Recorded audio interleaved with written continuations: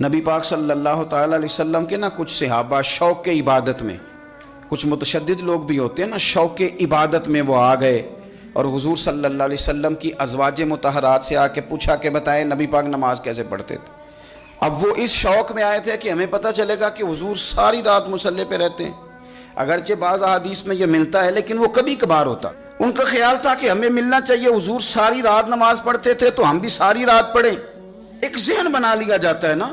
اور بعض لوگ سمجھتے ہیں کہ میں نے تھوڑا سا 2 قدم بڑھ کے زیادہ نیک بننا ہے، آ کے پوچھا، یہ سیاستہ میں حدیث ہے کہ حضور کتنی نماز پڑھتے تھے، تو مومنوں کی ماؤں نے کہا کہ نبی پاک عشاء پڑھ کے آتے تھے، آرام کرتے تھے، تہجد کے وقت اٹھ کے نفل پڑھتے تھے۔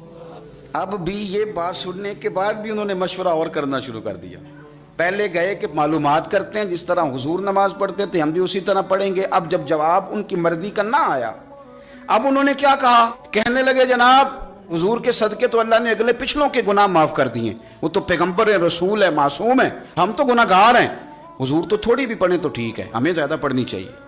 ایک کہنے لگے میں ساری رات نفل پڑھوں گا، دوسرے کہنے لگے میں تو ہر روز روزہ رکھا کروں گا، تیسرے نے کہا کہ میں شادی نہیں کروں گا، اکیلا ہی رہوں گا، عبادت ریاضت میں رہوں گا۔ اللہ کے رسول صلی اللہ علیہ وسلم نے بات سن لی اور حضور نے بات سن کے بڑے ٹھنڈے اور بڑے میٹھے انداز میں فرمایا، میں تم سب سے زیادہ رب کو جانتا ہوں اور میں تم سب سے بڑھ کر اپنے رب سے ڈرتا ہوں۔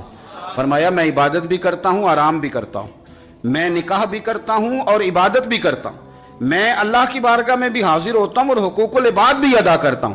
فرمایا یہی میری سنت ہے، اس کو اپناؤ گے تو میرے طریقے پہ چلو گے، اور جس نے میرا طریقہ چھوڑ دیا اس کا میرے ساتھ کوئی تعلق نہیں ہے۔ عبادت میں شدت کرنے سے حضور نے منع فرمایا۔ میرے بھائی، نبی پاک صلی اللہ علیہ وسلم نے ہمیں آسان دین عطا فرمایا۔